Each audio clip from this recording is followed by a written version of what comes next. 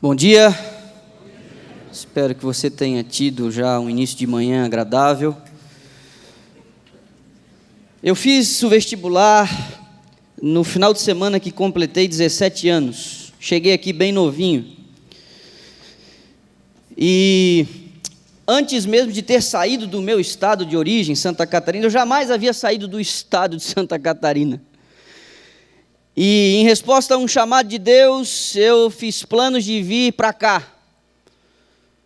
Eu reprogramei minha vida a partir de um chamado de Deus.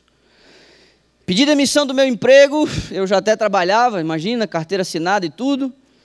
E no início de dezembro, eu fui a uma cidade litorânea do estado de Santa Catarina para colportar, na intenção de conseguir os recursos para me matricular. Não, para falar a verdade, eu usei o dinheiro da minha rescisão para a matrícula.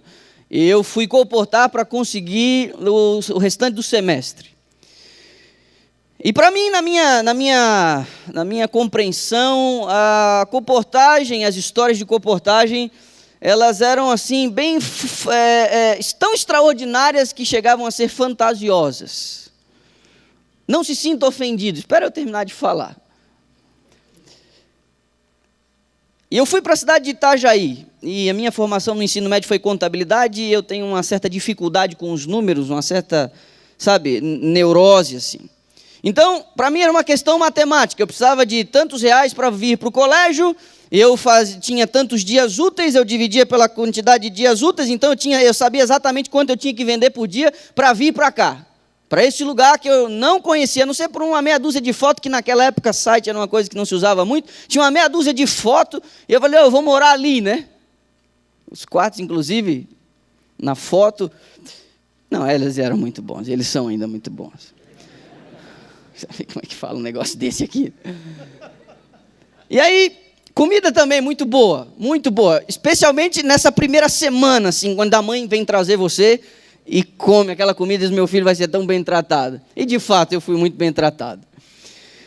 Mas aí, pelas minhas contas, as semanas foram passando, os dias foram passando, e eu tinha uma certa dificuldade, porque no dia em que eu não conseguia alcançar a minha meta, o dia seguinte ele se tornava um pouquinho mais difícil.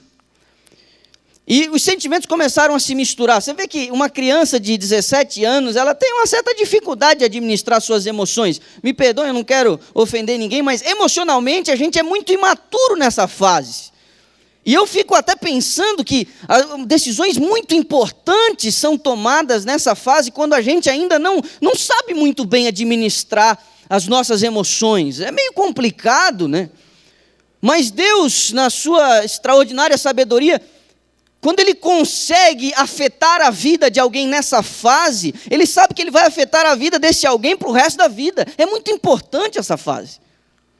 E os sentimentos começaram a se misturar dentro do meu peito, porque as férias estavam acabando e a matemática me dizia que não seria possível, pelo menos pela lógica da proporcionalidade, não seria possível conseguir toda a quantia. E eu havia feito um trato com Deus. Primeiro porque eu administrei o chamado em silêncio, sem contar para ninguém, mesmo porque se eu tivesse dito lá na igreja, assim, inicialmente, que eu queria ser um pastor, o pessoal ia dizer, ô rapaz, quem sabe você pensa numa outra coisa, sabe? A infânciazinha meio danada na igreja, os parentes meio desacreditados, assim e tal.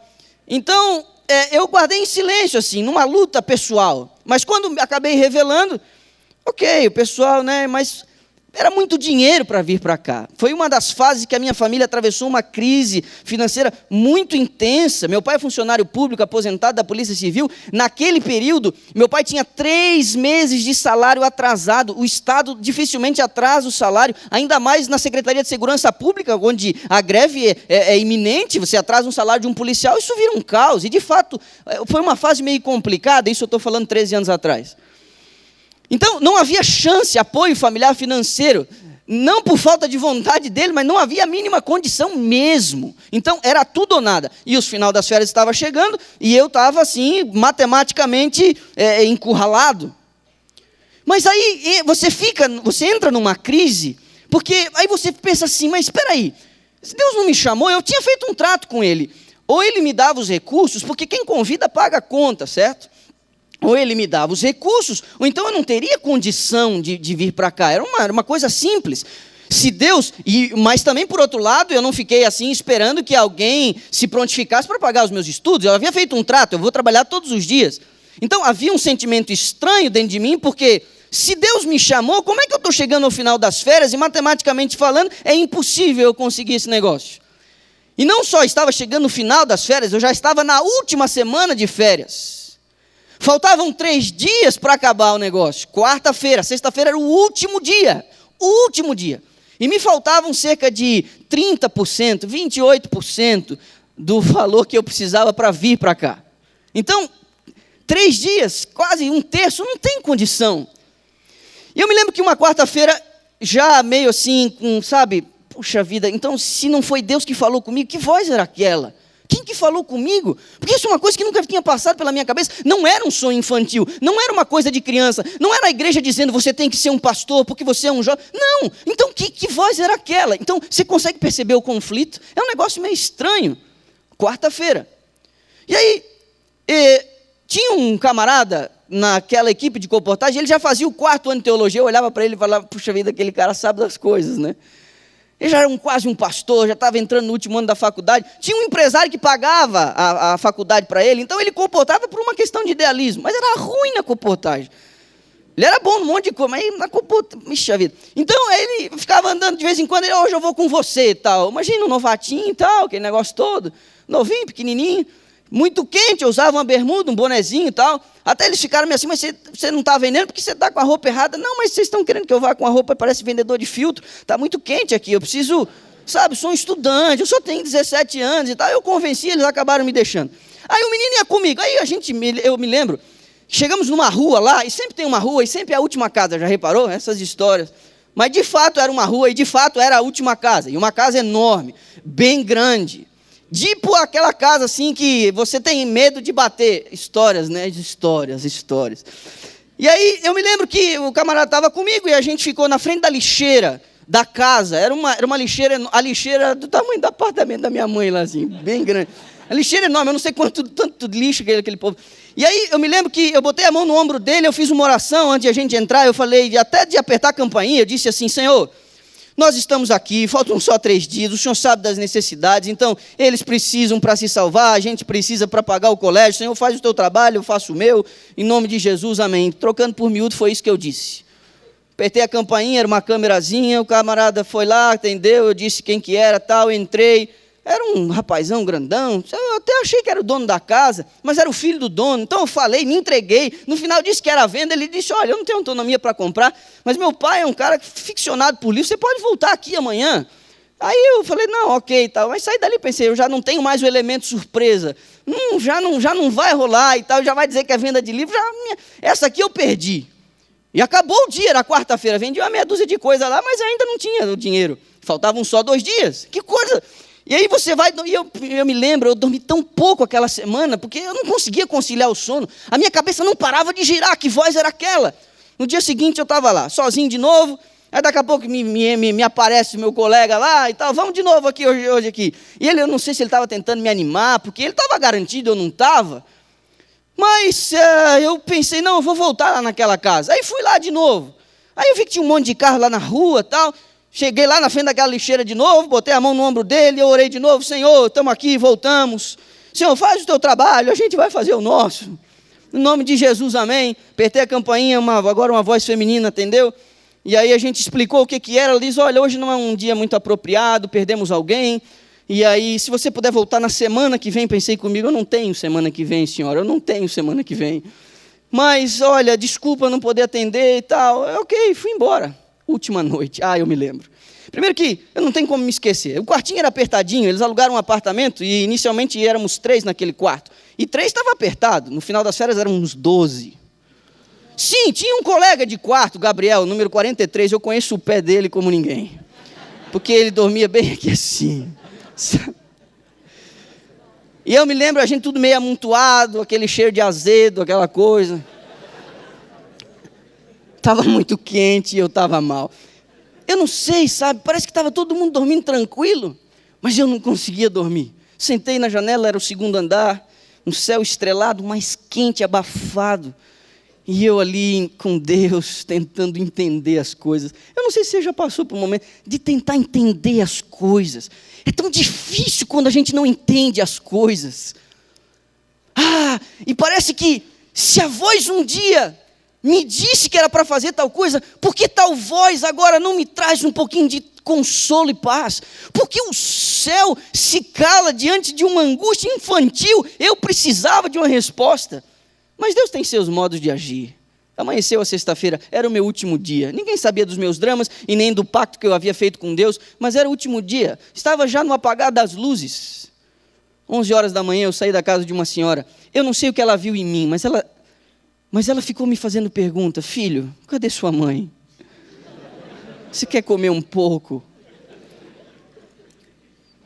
Você parece cansado, você quer descansar? Era uma senhora muito pobre, com uma casa inacabada.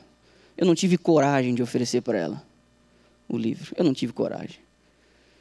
Mas ela viu algo em mim, sabe? E aquilo... Eram 11h10 da manhã. E eu lembrei daquela casa. Eu falei, eu não vou voltar lá. Eu estava sozinho e tal. Mas havia algo que me empurrava. E eu acabei decidindo voltar na casa. E no caminho para casa, eu lembrei do meu colega. Eu falei, não, eu vou sem ele mesmo. Quem vai falar sou eu. Mas algo disse para mim, não, você precisa chamar ele. E eu fui atrás dele. Encontrei ele lá, perdido numa rua lá. Estava lá falando com a mulher, mas ele estava garantido, semana que vem ele ia estar aqui, né? Ele estava lá e tal. Eu falei, senhora, depois ele termina, vem cá, vamos comigo ali. Tirei ele lá do meio do negócio. E aí, numa mistura de presunção, com uma sei lá o quê, eu disse para ele o seguinte, olha, se eu vender 10 coleções, era o que eu precisava para voltar para o colégio. Se eu vender 10 coleções para esse homem agora, eu vou dar 2 de oferta para Deus. Aí ele olhou para mim e falou assim, o homem vai comprar 10 coleções para quê? Uma igual a outra, quando terminar de ler uma, vai ler a outra?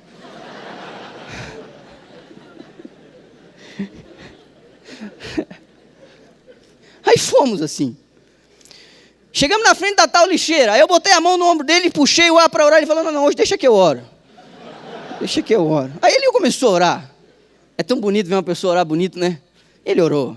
Aí ele começou. Agradeceu pelo ar que respirava, o sol que brilhava, o passarinho que cantava. E eu pensando comigo, meu Deus, nunca agradeci por essas coisas, eu sou um pecador mesmo. Agora, será que lá no curso de teologia eles ensinam a gente a orar assim, velho? Que bonito. E o cara, ele tinha uma voz assim, sabe? Então, ele era bonito. Ele sempre começava do mesmo jeito a oração. Ele dizia assim, nosso Deus e Pai.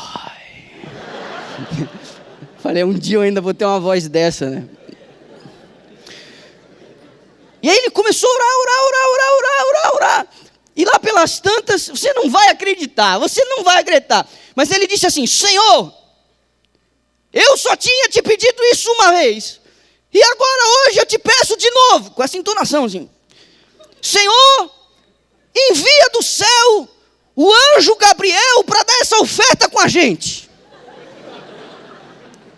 E eu, gente, desculpa, mas na minha descrença, sei lá, na minha ignorância, na hora eu abri o olho assim e tal, e pensei comigo, meu pai, logo esse que é tão atarefado. Né? Porque o anjo Gabriel não é onipresente, ele só pode estar em um lugar de uma única vez, né?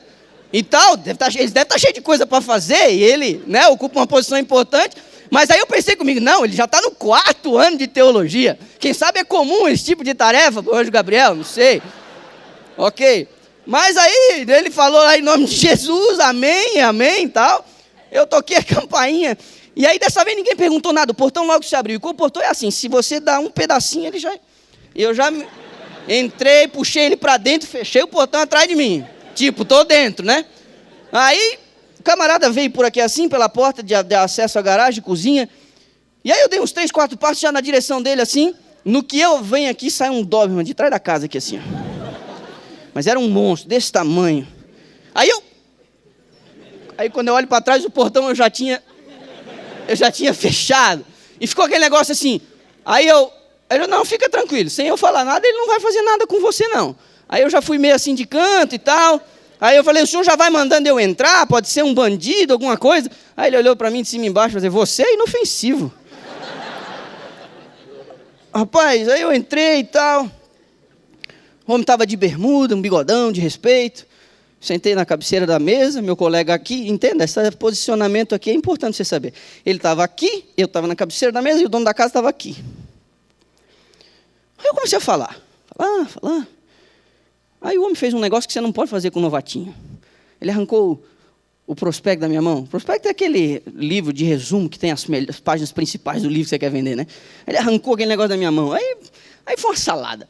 Aí ele já foi lá para trás, eu tentando olhar a figurinha que ele estava olhando para dizer alguma coisa a respeito e tal. Aí ele já foi lá, compre já o seu, casa publicadora, o nome das pessoas e tal. Aí eu, pensa num caos, pensa numa oferta sem pé, sem cabeça, pensa num negócio assim horroroso. E eu falei, meu pai, né? A última oferta, eu já estava mal, aí não tem como terminar pior, né? A história, não tem como terminar pior. E aí, na hora eu olho para o meu colega, ele faz assim, ó. Tipo assim, meu amigo. Sabe? Aí o cara foi lá atrás e viu, tinha assim uma tarjetinha que tinha a espessura do livro e o símbolo da Casa Publicadora Brasileira. A Casa Publicadora Brasileira. Eu falei, então a Casa Publicadora Brasileira. Pois é, eu já dei aulas com esse material, com esse livro. Eu falei, o senhor já deu aula com esses livros?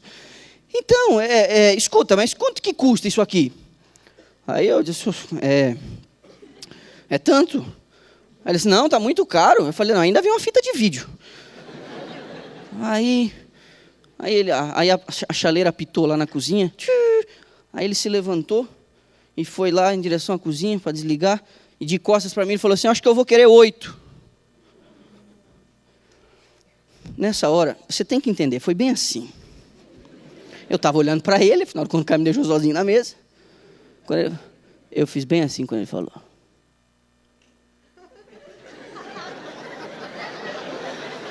E o meu colega simultaneamente arregalou 2 bagos de jabuticaba assim. E veio no meu ouvido e sussurrou. Deus não quis as 2 dele.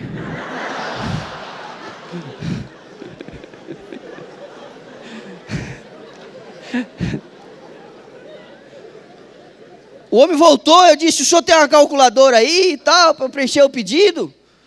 E aí eu fui preenchendo lá, calculei. Aí eu falei, mas por que o senhor quer 8, né? Desculpa perguntar, já preenchi, assinei, já entreguei. Por que o senhor quer 8? Não, é que eu sou o diretor da biblioteca da Univale, são 8 campos, e eu vou comprar um para cada campus. Acabou o dia, na semana seguinte eu comecei a fazer as entregas. O semestre aqui, no ano 2000, quando eu cheguei, custava R$ 4.668, em regular interno. Barbada, né? Quase nada. Dá para tirar de letra isso aí. 13 anos atrás, pensa que é mole? E aí, tá fazendo as contas aí, tá fazendo... Eu sei que depois que eu fiz todas as entregas, na sexta-feira ao pôr do sol da semana seguinte, eu peguei todos os cheques que me deram, todo o dinheiro, e comecei a somar. E eu alcancei a quantia de R$ 4.670. O semestre e uma tartaruga de troco. Você pode dizer, mas R$ 2 era o que eu usava diariamente para comer. Eu havia feito um trato com um restaurante lá, e era isso que ele me cobrava. Deus tem um jeito, né? Está aqui o semestre e uma última refeição. E às vezes a gente se pergunta, por que Deus faz as coisas do jeito que Deus faz as coisas? É possível que eu esteja falando para algumas pessoas que já tenham vivido alguns dramas, mas que a um passo de Deus resolver, recuaram. A um passo de você ter o negócio, você desistiu. E eu queria levá-los a uma reflexão hoje pela manhã. Você não pode jogar a toalha.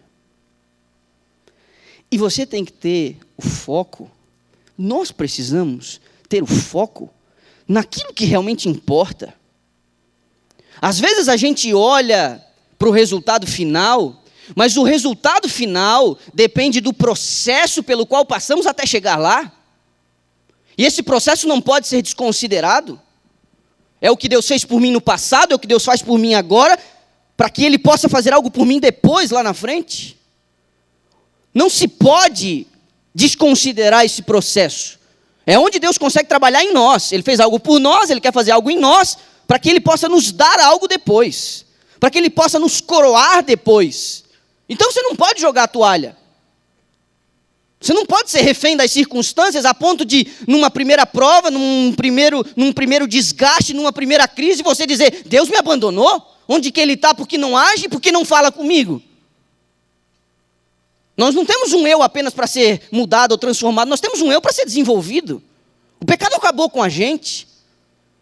O pecado destruiu o plano original de Deus, aquilo que o ser humano deveria ser. Então somente sua graça pode trabalhar nesse processo para nos restaurar. Por isso a palavra.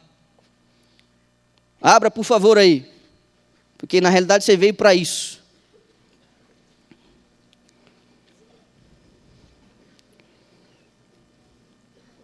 Hebreus capítulo 11.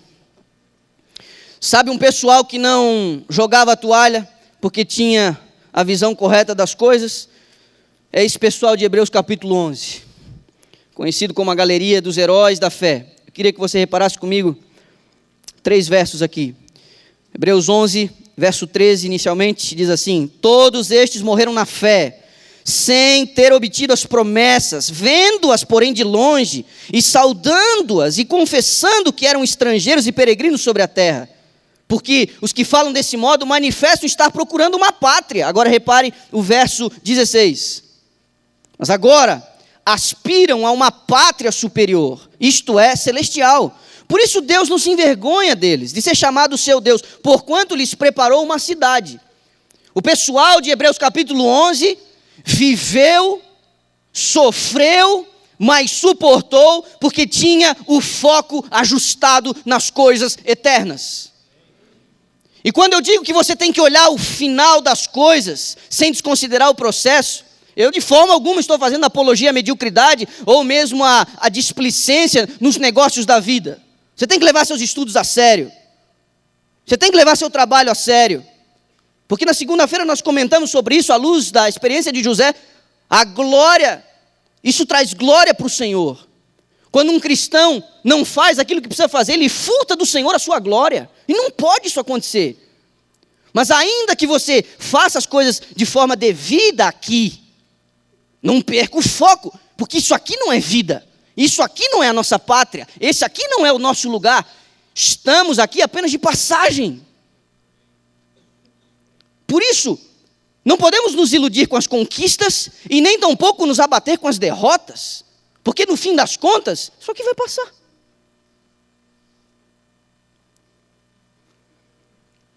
O apóstolo Paulo, segunda carta de Coríntios, capítulo 4. Olha, eu não sei se eu teria coragem de dizer isso para alguém. Eu só tenho 30 anos e não vivi quase nada. Não teria a mínima condição de olhar para alguém sofrendo e usar essas palavras. Mas nós estamos falando aqui de alguém que abriu mão de uma carreira, de alguém que foi rejeitado por sua pátria, de alguém que foi mal compreendido, inclusive pela igreja a qual abraçou a fé. Estamos falando de alguém que sofreu naufrágio, estamos falando de alguém que foi açoitado, estamos falando de alguém que amargou meses e meses numa prisão fétida em Roma. Estamos falando de alguém que perdeu a cabeça decapitada por um imperador déspota. Nós estamos falando de alguém que tem moral para dizer o que vai dizer aqui. Então, por favor, se me falta empatia, entenda que estas palavras vieram de alguém que tem moral para dizer isso. É a palavra que está dizendo isso. É a inspiração que está dizendo isso. E olha o incentivo. 2 Coríntios 4, versos 16 a 18. Por isso não desanimamos. Pelo contrário, mesmo que o nosso homem exterior se corrompa, contudo, o nosso homem interior se renova de dia em dia. Porque a nossa, olha o que diz, olha a expressão. Porque a nossa leve e momentânea tribulação produz para nós eterno peso de glória acima de toda comparação. Não atentando nós nas coisas que se veem, mas nas que se não veem. Porque as que se veem são temporais, e as que se não veem são eternas. Vai passar, está difícil, vai passar. Está complicado, vai passar. Não joga a toalha. Você não pode desistir no meio do processo. Porque há algo em você que Deus precisa construir. Há algo em você que Deus precisa reparar. Há algo em você que Deus precisa... Que sabe, você e eu precisamos de algumas sendas. Nós precisamos trilhar alguns caminhos, ainda que sejam penosos e difíceis de serem administrados. Não joga a toalha. Olha o apóstolo tentando chamar a nossa atenção para aquilo que importa. Vai passar. É de um jeito, pode ser difícil. Pode ser difícil. Um cara açoitado, preso, na iminência da morte, dizer assim, ó, é leve e é momentâneo. Não tem nem comparação com o que vem depois, o que Deus vai dar. Não é extraordinário esse incentivo? Seria esse momento da sua vida, um momento daqueles que você realmente está achando que não consegue suportar? Segura as pontas mais um pouquinho. Vai passar. Vai passar. Aí você pode olhar para mim e dizer, você está dizendo isso porque você não sabe há quanto tempo que eu estou amargando essa situação. Sinceramente, eu não sei. Mas a palavra hoje grita a você, tentando incentivar você a confiar. Vai passar. A gente não foi feito para isso daqui. Eu não sei de você, mas nem que eu chegue lá em cima todo esfolado, sem um vintém no bolso, nem que eu seja a última figura, me arrastando, todo nojento, eu quero subir. Eu abro mão de qualquer coisa. Porque isso aqui não é vida. Olha o que o diabo fez com o nosso planeta, gente. Olha em que ponto nós chegamos. Não há nenhuma área da vida que ele não tenha colocado o dedo, ele não tenha estragado. Tudo, ele se enfiou. Tudo. Isso tem causado verdadeiros problemas para a gente. Mas a Bíblia está dizendo, olha lá na frente, não joga a toalha, vai passar. E é interessante porque a Bíblia, ela não desconsidera o prêmio que está lá na frente. Ela tenta nos incentivar a olhar que Deus depois vai nos coroar com vitória. E tem 3 indivíduos nas Sagradas Escrituras que falam de uma mesma coisa de uma maneira diferente. Pedro, Paulo e Tiago. Eu queria que você observasse. Primeiro Paulo, escrevendo a Timóteo, no crepúsculo de sua vida, 2ª carta, capítulo 4, olha o que ele diz. Há um tom de despedida aqui. Eu sinto um pesar quando leio a 2ª carta de Paulo, porque ele sabe que o tempo dele está acabando. Ele está dando algumas recomendações ao jovem ministro, e lá pelas tantas, preso em Roma. Olha o que ele escreve, extraordinário o apóstolo Paulo. 2ª carta, capítulo 4, um texto clássico, versos 7 e 8, combati o bom combate, completei a carreira, guardei a fé. Já agora, o que está guardado? A coroa de justiça me está guardada, a qual o Senhor, reto juiz, me dará naquele dia, e não somente a mim, mas também a todos quantos amam a sua vinda. Extraordinária promessa, coroa. A coroa da justiça está guardada. Então não desista, amigo, por mais difícil que esteja a situação, não desista. Vire a página. Tiago, 1º capítulo, você vai esbarrar aí com Hebreus, é logo em seguida.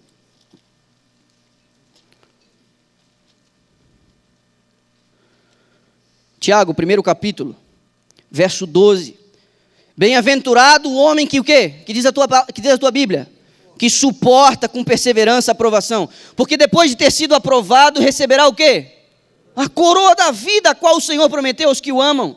A coroa da justiça para quem ama a sua vinda. A coroa da vida para quem ama o próprio Senhor. É uma coroa que está sendo prometida aqui. Paulo falou de uma, Tiago está falando de outra. Agora vira a página. Olha Pedro. 1ª carta, capítulo 5. 2 folhas aí você já vai encontrar. 1 Pedro, capítulo 5, verso 4. Ora, logo que o Supremo Pastor se manifestar, recebereis o quê? A inacessível coroa da... É uma tríplice coroa. É uma coroa de justiça, de vida e de glória. É o prêmio. E eu vou dizer uma coisa para você. Deus não mente. E Deus não falha. Pode tardar, segundo nossa percepção. Pode demorar, segundo nosso juízo. Mas se Ele diz que vai fazer, Ele vai fazer. E quem chegar lá em cima vai receber o prêmio. Eu estava na 3ª série. Era um menino de 8 anos só. E eles inventaram de fazer um campeonato de futebol, de 1ª a 4ª série. Era até uma certa deslealdade, né? Jogar os meninos da 1ª contra a 4ª, mas eles fizeram ali um quadrangular. Pasme você, mas minha turma foi para a final. Também com um artilheiro desse, né? Estou brincando, eu era reserva. Terceira contra a quarta série. Eu estava muito ansioso. E eu, quando fico muito ansioso, eu tenho um problema na região abdominal. E naquele dia eu estava mal. Eu fui ao banheiro várias vezes antes de ir para o colégio. Minha mãe comprou um meião, eu tinha um calção. Ia ter até torcida, o pessoal das turmas ia ver a final. E nós ganhamos por 1-0. E eles decidiram fazer uma coisa. A escola onde eu estudava ia até a 8ª série. E eles resolveram fazer a premiação diante de todo o colégio. Então você imagina, marcaram um dia, e na hora, na escola onde eu estudava, eles faziam todos os dias antes de entrar na aula, eles cantavam o hino nacional e se perfilavam. Então, nessa hora, no momento do hino, antes de começar as aulas, bem no início da tarde, todos estavam ali, e a diretora, ela foi lá com um microfone naquela caixinha de som, e ela disse, olha, tivemos um campeonato de 1ª a 4ª série, e o terceiro B ganhou o campeonato. Então, nós queremos chamar aqui os campeões agora, para receberem as suas medalhas. Aquelas medalhas sem vergonha de latão, assim, ó, custavam uns poucos centavos. Mas, meu amigo, pensa no time, chegando assim, ó. Entrando lá no meio daquele pátio, os maiores não nem aí para nós, mas tá todo mundo, as meninas olhando e tal. Ficou todo mundo lá, um do ladinho do outro. E veio a diretora e o professor de educação física. E eles foram. Só que daí é o seguinte, eu não sei se na sua época era assim, mas eles se perfilavam em ordem de tamanho, do maior para o menor. Então, adivinha onde eu estava? E aí eles foram, a diretora, 1 a 1, colocando no peito a medalha dos campeões. 1 a 1. Quando chegou a minha vez, acabou a medalha.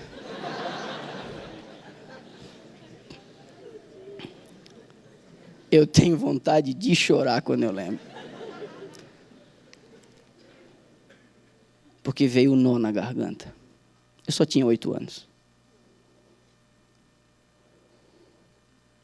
A diretora ficou assim, meio que constrangida. O professor de educação física gritou para o outro lá, não tem mais nenhuma? E aí ficou aquele negócio, todo mundo olhando. E eu aqui tentando me conter, o nó na garganta. Mas eu não consegui. E aquela lagriminha, a primeira, ela desceu aqui, ó. E eu tirei ela meio que de canto aqui assim. Mas quando ela me fez uma pergunta, que eu tive que abrir a boca e o ar entrou, aquele nó transformou-se num pranto. Ela me disse o seguinte, amanhã a gente te dá a sua. Mas no dia seguinte não ia ter todo aquele negócio. De fato, eles me deram uma medalha no dia seguinte. Mas foi lá, me chamaram na porta da sala e entregaram assim.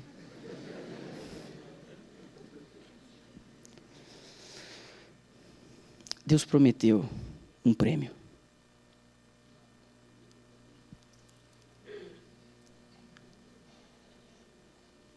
Num outro lugar, para um outro viver. Deus prometeu uma coroação, e ela vai ser pomposa. E o que estará em evidência lá não são as nossas conquistas, não será a minha bravura, nem tampouco os seus talentos. Lá naquele dia, a coroa que será colocada na cabeça de cada um dos vencedores, já no instante seguinte será tirada, e nós vamos cair de joelhos diante daquele que é digno de receber toda a honra, toda a glória e todo o louvor. Haverá uma clara consciência na mente de cada um dos redimidos, que nós não merecíamos estar lá, que nenhum de nós era digno de subir e entrar por aqueles portais eternos, nenhum de nós era digno de subir aquela rampa, nenhum de nós era digno de usar aquela roupa branca, branquíssima, nenhum de nós. mas a sua vitória foi creditada em nossa conta. E por seus méritos fomos redimidos e resgatados do inferno, do poder da morte. Por isso que quando a gente vai ao livro do Apocalipse, você vê nas 7 igrejas o anjo dizendo: ao vencedor darei, ao vencedor darei, ao vencedor darei. Nas 7 igrejas há um prêmio prometido, é o nome na pedrinha branca, é poder para julgar, tem uma série de questões ali, mas é só para quem vencer. Perdedor não vai herdar nada, perdedor não vai ganhar o prêmio, perdedor não vai subir. Aí você pode dizer: pastor, mas eu sou tão fraco, eu não tenho habilidades, eu não tenho condições. Mas quem diz que o prêmio está associado a essas coisas? Você só não pode jogar a toalha, você só não pode desistir. Não acredite na mentira demoníaca de que Deus não pode amar você, mesmo depois de você ter voltado as costas a Ele, ou ter frustrado Ele. A oferta de salvação, ela foi programada e agenciada para mim e para você, quando nós ainda éramos pecadores. Não há mérito, só não pode haver desistência. Então não joga a toalha, nem com os projetos daqui, e muito menos com o maior de todos os projetos, que é o celestial. Permita-me ainda um último texto. É o link que quero fazer com o que nós conversamos na segunda-feira. Volte a Hebreus, é só voltar umas 2 páginas aí. Hebreus capítulo 11.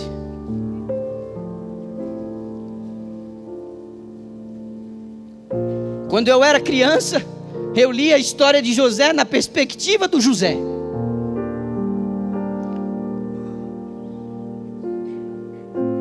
Do José criança, do José que apanhou, do José que foi jogado no buraco.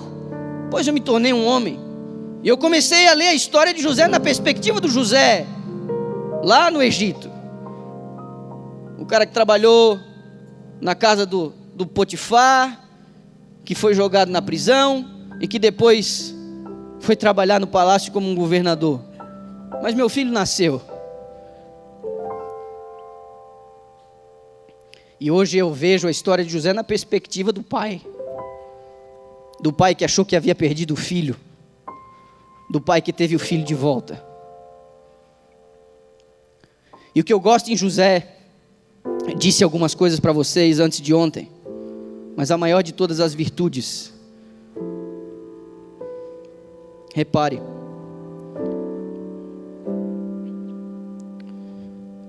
mesmo capítulo 11,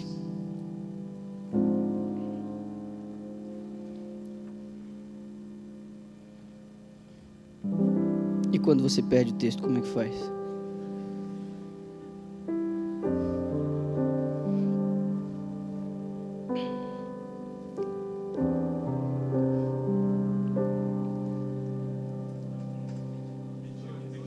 Obrigado, 22. Pela fé, José, próximo do seu fim, fez menção do êxodo dos filhos de Israel, bem como deu ordens quanto aos seus próprios ossos. No final da sua vida, ele quis que os seus filhos constassem no testamento de Jacó e não do palácio real. No final de sua vida, ele quis deixar uma coisa bem clara à sua família: nós não vamos ficar aqui para sempre, porque a promessa de Deus é daquela terra, é da terra da promessa. José era um governador bem instalado. Se no início dessa mensagem eu disse: se está difícil, não joga a toalha, vai passar. Mas agora ao final eu gostaria de dizer para aqueles que estão com a vida mansa, para aqueles que estão numa situação favorável, para aqueles que nem têm aparentemente uma carência de algo melhor e algo superior, porque a vida está estável, sua família está bem, suas contas estão controladas, você está estabilizado. José estabilizado, bem posicionado, honrado, ao final de sua vida disse: gente, nós não fomos feitos para morar aqui, nosso negócio é a terra prometida, outro lugar, outro viver. O meu apelo a você essa manhã é que você prossiga destemidamente, sabendo que nós fomos feitos para uma outra pátria, a superior e celestial. Que essa música agora ajude você a pensar nisso. Que ela termine a obra do Espírito agora, nessa manhã. Que a poesia, que a melodia possa fazer você sair daqui incentivado a continuar com o foco naquilo que realmente importa. E depois eu vou orar.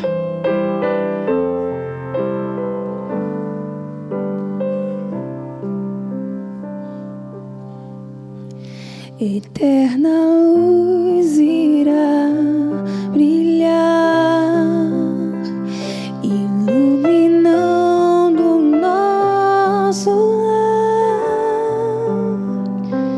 e cada irá sentir o manancial deste lugar.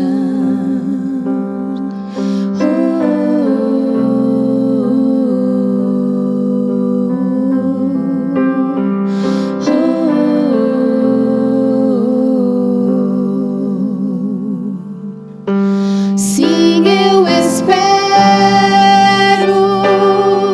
um outro lugar, outro viver, onde meu sonho é ver Jesus e sentir seu olhar em mim. Meu coração espera, minha alma anseia, mal posso ver esse dia chegar. Doce dia, quando eu estarei noutro lugar, noutro viver.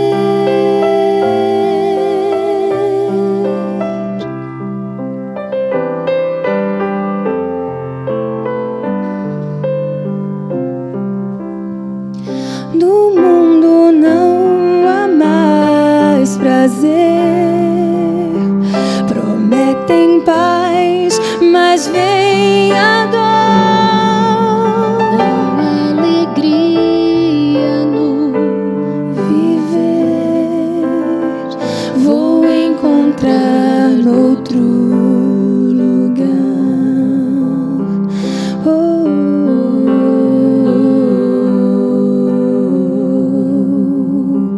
Confio em Cristo, em seu poder, em seu Espírito de amor. que gozo eterno ali Terei na glória infinda do meu Rei. Oh,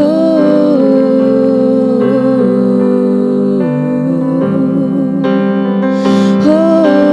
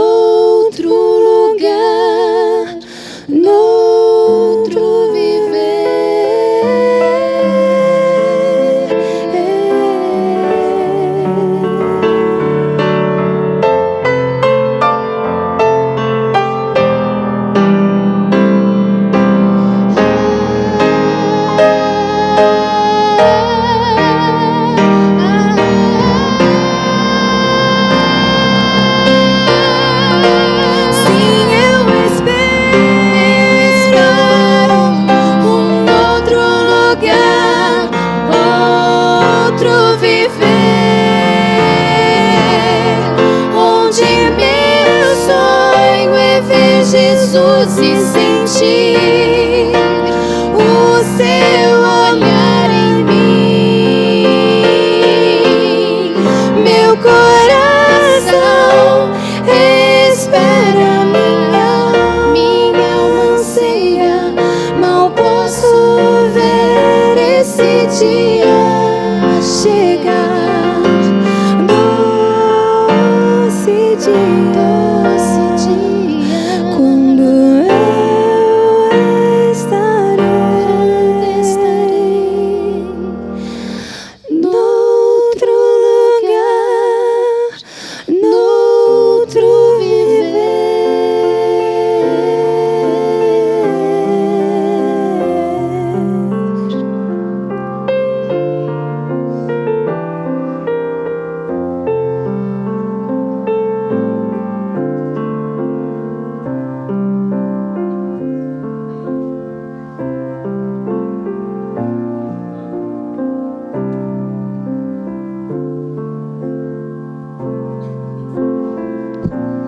A pergunta que nós nos propomos a refletir essa semana é: se não hoje, quando?